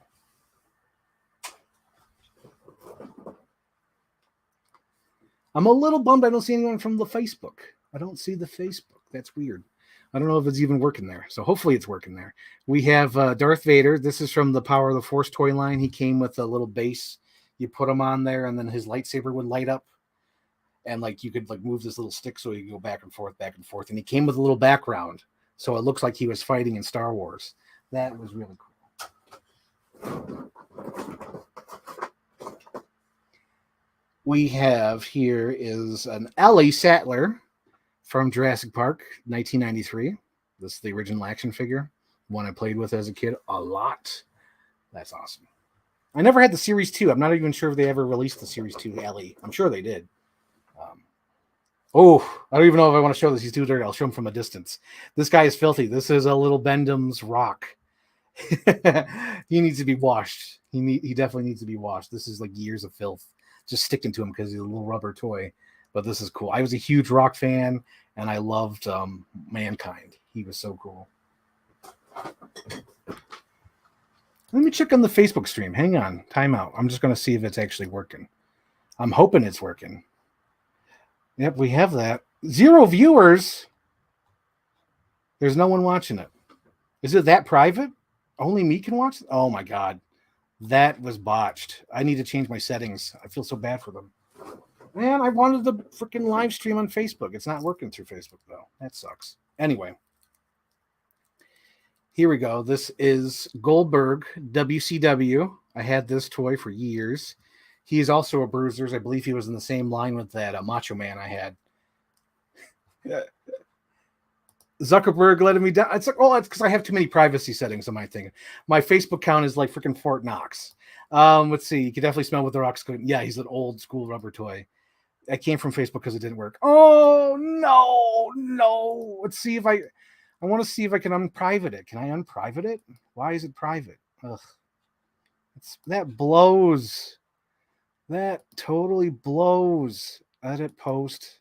Can I turn off the privacy? Invite only.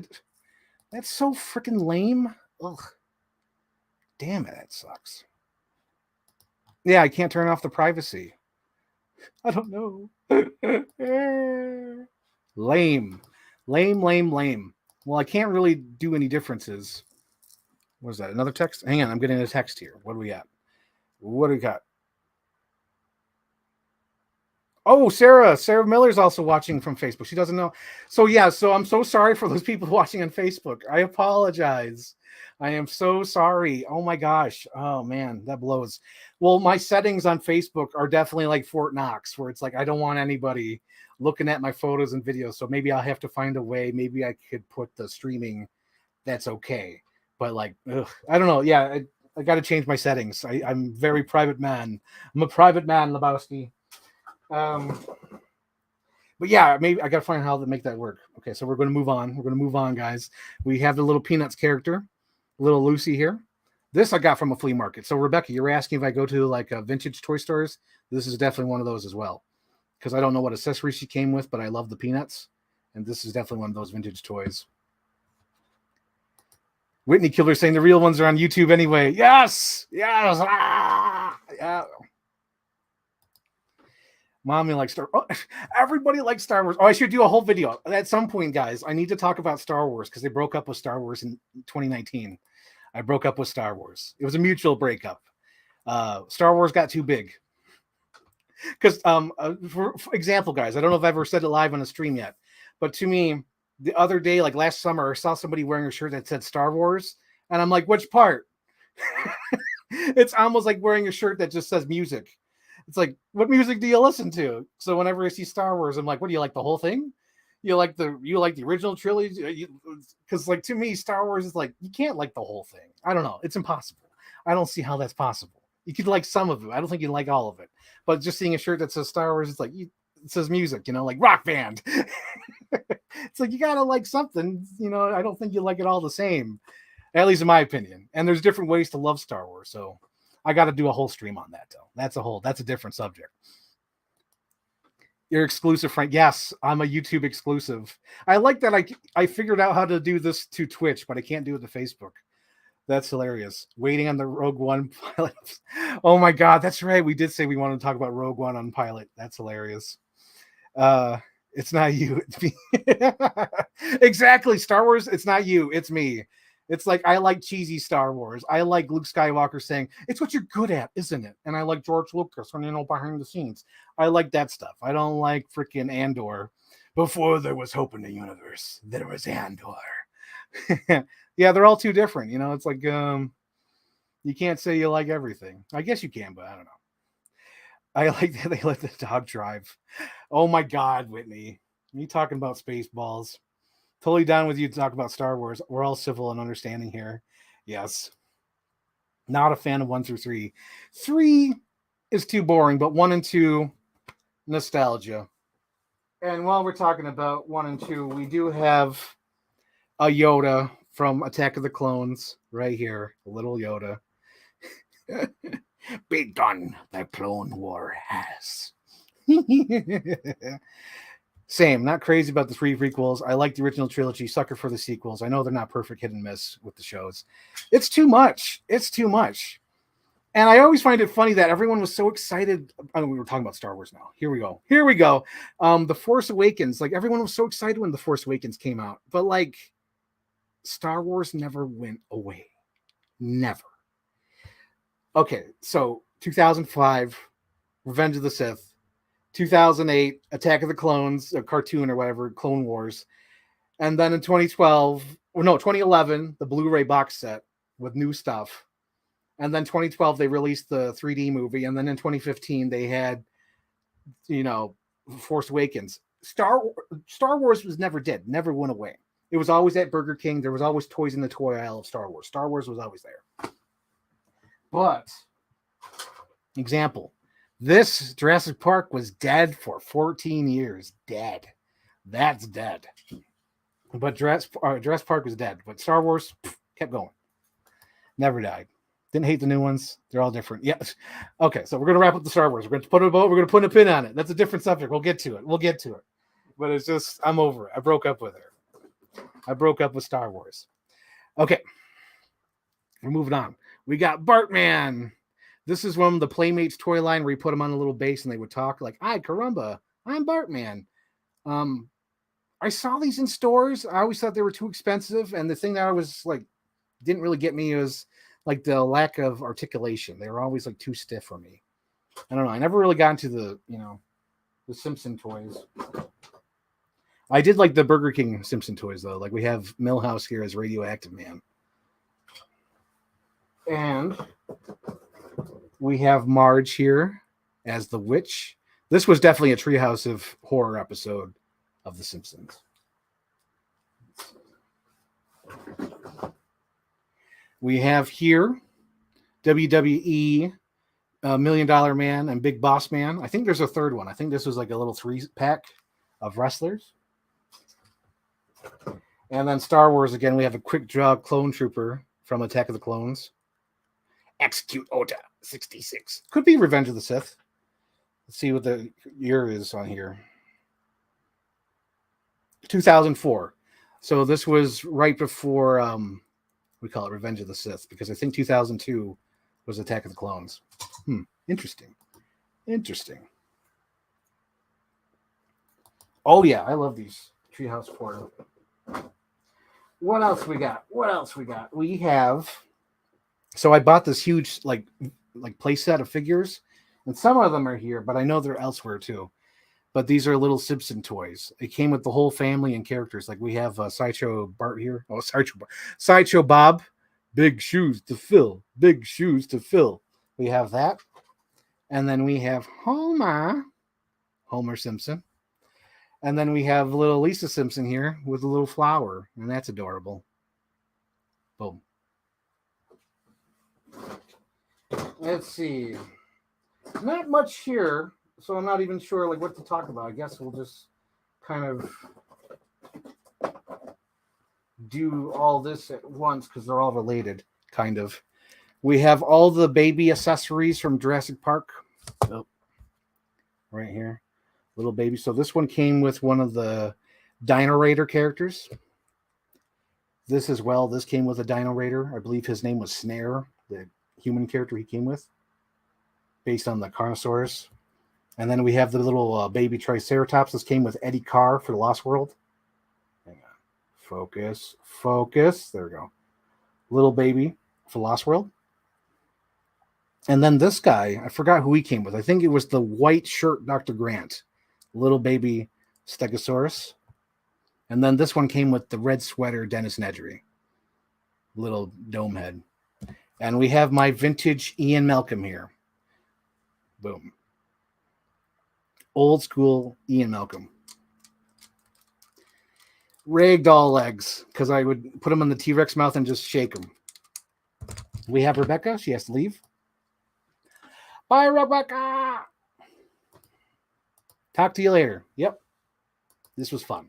Definitely. I should probably be wrapping up soon. I definitely can't get to the second bag because that's like a whole other hour because this took forever to go through. But there's a few more odd and ends. We're going to finish up here. Almost done. So we have Darth Maul.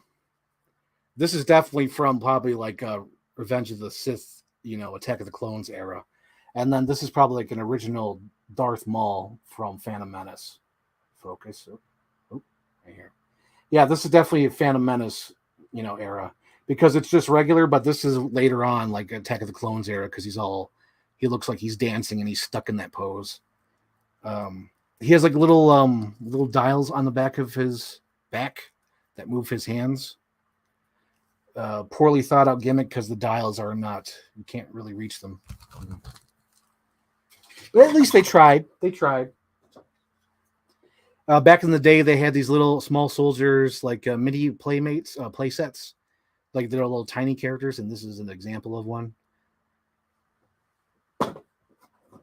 We have the Compy that came with one of the human characters for the Lost World toys. I believe this came with the soldier guy, I think. Maul always looked phenomenal. Those red lines on his robe. Yes. Well, he was made for toys, so I feel like he succeeded. Another Jurassic Park toy. This is Robert Muldoon's book bag. That's classic. And then this was a toy line my mom always wanted me to get into. This is the Army Men, guys. I don't even know what the heck they were called. I think they were all named after the war they were in. There was like World War II toys, Korea War toys. These were sold at KB Toys. They were all different looking. One of my favorite ones was a Native American that had like a mohawk. It was really cool. I love this toy line. I tried to find them on eBay a couple of years ago, and I think they're all like $50 now on card. So they've gotten expensive because they were like hard to find back then. So now they're even more hard to find now. And I guess I'll wrap it up with these three things. So the first thing is this is from the Jurassic Park Junior toy line. Little human characters. That's one. We have a vintage sing-along microphone. It comes like if you put it on the radio station, you could actually talk to it through the radio station, like blah, blah, blah, blah. Use the radio as a speaker, but it's like a little shortwave microphone. And last, but certainly not least, we're going to talk about this. This was a cool Lost World Jurassic Park card game, Hunt or Be Hunted. We have that. I went through this last night. I like the card designs, but guess what? The instructions are missing. So I'm going to have to go to YouTube or Google image the instructions because I want to know how to play this game. I don't even know how to play it anymore. It's been 25 years. But yeah, that's mostly everything. Everything in here is just like junk. I guess we could go through it. It's just junk though. We have a filthy Bonkers toy from Burger King from back in the day. We have Brick Bazooka's weapon. We have a Rocky and Bullwinkle Boris that I got at a flea market a couple years ago. Not a couple years, 20 years ago at this point. My gosh, a couple of years ago. And then we have a little mystery machine that looks cool. Definitely late 90s Burger King toy. Doesn't say the year, but definitely Burger King. Okay, I think that's it. I think that's all I'm going to do. I do have this other huge bag, but as you can see here, there's tons of toys. And this is at least another episode. So I'm not going to go through it. That's too much at this point. My goodness. I wanted to, but I can't. I just can't. So I guess I'll wrap it up and just show one of the favorite toys from the box. Is this, oh my God, it's me, Flint Marko from Spider-Man 3. Don't you recognize me? Yes. Yes, there's got to be a part 2. I think we're going to do a part 2. With how many toys are in this bag, this is definitely a part 2. Because I'm exhausted. I think I went through at least 2 water bottles doing this. Just talking memories and going through the boxes. Yes. So at some point, we're going to do a part 2. Looks like the audience is down for part 2, and we're kind of tired for tonight. Or at least I'm tired. I'm worn out. I'm bushed. All right, let me shine up this water and ask any questions. We'll do a wrap up. We'll ask any questions and talk about stuff. We'll do that for the last 5 minutes. Let's do this like a 2-hour stream or whatnot, or at least hour and 50. Let's do that. Any questions for me? What do you guys want to talk about?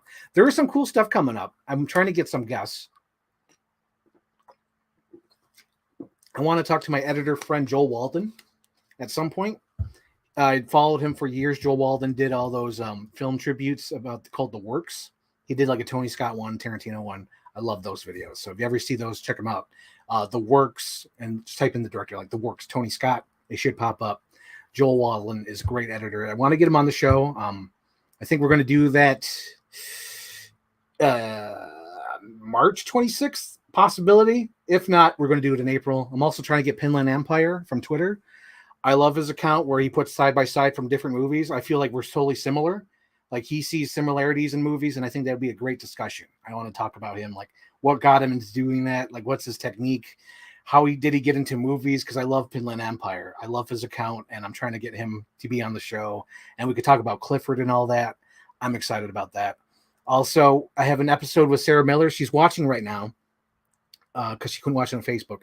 But Sarah Miller, we're going to be talking about her favorite movies, because that's the discussion. So she's going to be talking about her favorite movie, which is Bridesmaids, and we're going to talk about my favorite movie, which is Halloween. So that's going to be a fun discussion. That's coming up March 19th, I believe. Let's see what else. Don't you remember? It's me, Peter Flint Marco, Sandman. That's something I want to see, a Flash movie, but we won't. What's something you want to see in the Flash movie, but no, we probably won't. George Clooney, Val Kilmer, any of those cameos, Henry Cavill. Those are all like obvious picks that I know they're not going to be in the movie, but I'd love to see them. I had a poll request. Scroll up. Whitney, what did you say? Oh, hang on. Can you do a poll to see if we had a chat to sketch Armstrong? Hang on. Hang on. Let me read this. My elderly reading. Can you do a poll to see if the chat had a Stretch Armstrong they cut open as a child? Because not all of us were scared of keeping the toys nice. So did anybody ever cut open their Stretch Armstrong dolls?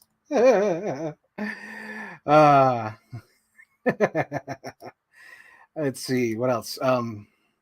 Favorite all-in-one day-night movies. All-in-one. Recently, because it just popped in my head right now. Recently, my favorite all-in-one day movies, because I love this genre. I love the genre. There's so many to talk about. I love Speed. Speed takes place all in one day. I love it. I love Crank, because like Crank is like almost in real time when he wakes up until the end of the movie, almost real time. Same thing with Crank 2. I love Ambulance. My idea for like a freaking, like if you're going to do like a marathon, movie marathon, it would be like Crank, Ambulance, and Speed. All those movies like as a watch marathon, because they're all in Los Angeles and they're all in one day and it's almost all real time. I love those movies. All in One Night. I like the one by Martin Scorsese. I forget what it's called. Is it like Night Shift? It's something night. I like that one by Martin Scorsese because that one's just crazy. It's like almost like a bad dream, because it starts out like all the things you want to happen, and then it just like increasingly gets weird and bad. And then by the time it ends, it's almost like the night never happened. I love that. It's weird. I forget what it's called. Yes, this is Sarah. LOL. I'm so sorry, Sarah. My freaking Facebook is like Fort Knox. I gotta apologize to those people. I feel so bad. I thought inviting them would be able for them to watch, but I guess that didn't work. Loved your video breakdown. Agree that road thrillers is pretty cool subgenre.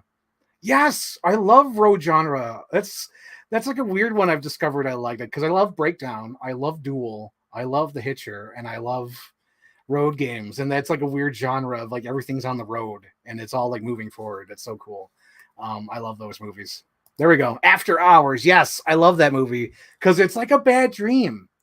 That movie is like a legitimate like bad dream. He is having a nightmare. And then by the time the next day happens, it's like it never happened. It's so weird. It is so weird. And like the cast is weird too. It's got John Hurd. It's got Bill, what's his name? The guy from Halloween Kills. The guy from Armageddon. Bill something. Not Bill Pullman. That's the other actor. Not Bill Paxton. It's like Bill something. Shit, I forgot his name. But you guys know what I'm talking about, right? Yeah, I'm sure you do. After Hours is so good. Insanely well done. Yeah, I love that weird part in After Hours when he's trying to get home and he tries to take the subway and the guy won't give him a break. Because he's like, what if someone tells my supervisor that I gave you 25 cents to ride the train? It's insane. That part is insane. And it's like he's even trying to like talk it out, like sounded like, so you're not going to give me coins to ride the subway because someone's going to tell your supervisor. He's like, nobody is here. Who's going to tell your supervisor? And he's like, my supervisor always finds out. It's like so weird. It's like a fucked up dream. I'm so, God. So if anyone hasn't seen After Hours, check out After Hours. I think it's out of print. So you'd have to rent it. Like, hopefully it's online. I've been hoping Criterion does an After Hours Blu-ray. Oh my Lord. I relate to the main character so much. I only had a night like that. Did you? Oh my God, that's insane. That movie is insane. Duel's phenomenal. The truck is terrifying. Yes. Filler Vision. You have to see The Hitcher. You have to see Breakdown. You have to see Road Games. It's that genre of like people on the road. Like, oh my God, this is crazy.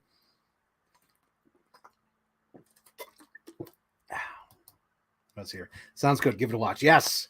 Breakdown is phenomenal. Phenomenal. Okay. So what else? There's another movie that takes place at night, all in one night. It's Jeff Goldblum, Michelle Pfeiffer. It's almost like After Hours. It's like after midnight or something. What the hell is it called? Pull it up, Jamie. Let me look that up. Let's see. Let's see. Jeff Goldblum and Michelle Pfeiffer. It is called Into the Night. Yes. Into the Night. Dude, yes. So that would be a cool double feature, After Hours and Into the Night. Because, yes, there's a theory that most of After Hours takes place in limbo. I would agree. Because it's so messed up. It's like a freaking bad dream. Jesus. Duncan Casey talked about it a lot in Valverde. Into the Night. Into the Night is another one of those movies like After Hours where it takes place all in one night. But Into the Night is more straightforward. It's not like a bad dream. It's like a weird James Bond mistaken identity kind of thing, but it sort of as a comedy, I think, if I recall. It's a little dull because it kind of fumbles the ball in the final act. But the first two acts of Into the Night are pretty good. I think it kind of fumbles ball the third act. Doesn't know how to wrap it up. Speaking of all in one night, Shane Ford, you know what I like? And I just blanked on the title. Damn. Oh my God. Oh, Miracle Mile.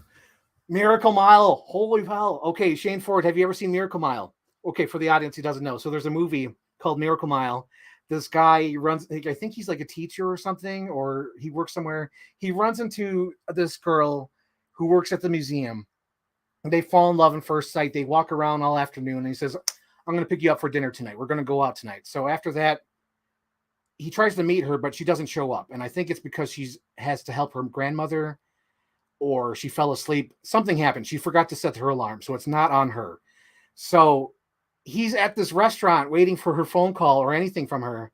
He answers the payphone, and he hears this wrong number called. And this wrong number comes from a guy who's working in a military base. And he says, oh my God, Mom, you have to get out of town.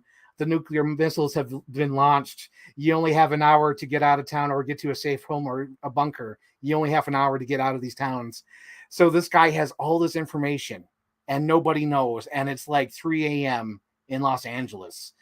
And he has to find the girl and save the day and try to get out of Los Angeles before it hits the airwaves and how they find out all the nuclear bombs are going to land. Dude, it is so good. I have not seen it, but it's been on my watch list forever. I told Stuart to watch it. He gave it a not so happy review. He gave it like, it's okay. But like, dude, I love Miracle Mile. It has Anthony Edwards, the guy from Top Gun. He was in Zodiac. He plays Mark Ruffalo's partner, the cop. But yeah, he plays like the main character in that movie, and he has to find the girl. And there's so many oddball cameos. Like there's a guy from like freaking like a Terminator, and I think the girl from Star Trek's in it. But yeah, it's like all these weird cameos, and it's all this weird crap that happens in one night. And I highly recommend it. So like After Hours, Into the Night, Miracle Mile, all great movies that take place in one night. That is a great double feature. Great double feature. I've heard it's good. It sounds like my type of movie. Yes. Yeah, sounds amazing. I need to watch this. Dude, yes, I love it. And it's like so old school. Oh my God. I love Miracle Mile. That's one I want to get on Blu-ray. I don't have it on Blu-ray. I watched it a couple years ago. Love LA movies from the 80s, 90s. Yes, no one filmed them better. I feel like, I don't know, maybe I'm wrong, but I feel like Speed It's sort of the last one of like golden era of Los Angeles. Even Lethal Weapon 3 kind of has that. Lethal Weapon 3 feels like fierce 90s Los Angeles. Like Lethal Weapon 3 feels like almost like a video game of the 90s Los Angeles. It's so clean and pristine in Lethal Weapon 3. I don't even know how to put my finger on it. If anyone's who's watched it, I'm sure you kind of understand, but like Lethal Weapon 3 has like an unnatural like cleanliness to it. It almost feels like Hollywood Los Angeles.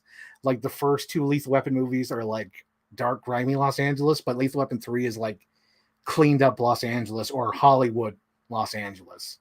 I don't even know how to, really fully explain that, but like, yeah, it's definitely that. But yeah, I see that we've reached over 2 hours, so that's good. So I think I'll wrap it up. So thank you guys for watching. This has been a great stream. I'm not sure the March 12th episode, still trying to hammer out guests. And if I can't get a guest, we'll go right on to part 2 if I can't get a guest. That's all right though. Because to me, it's like we have Sundays. We have tons of Sundays to come to. So at some point, we'll get to it. I totally get you what you mean about Lethal Weapon. Yes, there's something weird about that third one. I can't put my finger on it. It's like totally 90s though. So thank you guys for watching. This has been a good episode. I got to figure out what happened with the Facebook Live thing. Maybe I got to turn off some settings or whatnot. Got to fix that. Oh, hang on. Damn it. We got some questions here. Good question. Last great LA film. Yeah, that is a good question. We'll work on that. We'll work around that. Filler Vision. Reminder, there's another movie that's out of print that I want. It's called Walking Tall with Joe Don Baker. Apparently that's out of print. I want that. Say Return of the Living Dead fall into this category. Yes. We need more police. Send more ambulances. Yeah, Living Dead would probably count as one day. Guys, have you ever seen... Okay, so whoever's watching, Return of the Living Dead is a fantastic movie, and to me it's like it's actually terrifying, because I feel like all the other zombie movies are not that terrifying, other than Day of the Dead. Day of the Dead's terrifying. Day of the Dead's terrifying, and Night of the Living... Return of the Living Dead is terrifying. Even though it's a comedy, and most of it's funny, but the idea that you really can't kill the zombies terrifies me, because you can't kill the Return of the Living Dead zombies. That's just terrifying. Thank you, Frank. Always happy to tune in. Thank you, everyone. Good time. Yep. But yeah, this is a good stream. Wrapping it up now. Thank you, Sister and Xander and Xavier and all the kids out there, all my nephews. Glad you watched. Thank you, Shane Ford, for joining me. Thank you, Cade Fisher. Thank you, Sarah Miller, for joining me. Thank you, Rebecca, for showing me for a little bit. And then Ray and Anthony. Thank you, guys. You guys been great. It's been fun. It's been real fun. And I think people on Twitch watch me as well. So that's cool. Hopefully people stuck from Twitch. But yeah, thank you guys for watching, guys. Thank you. Really great. Really great. So see you next week.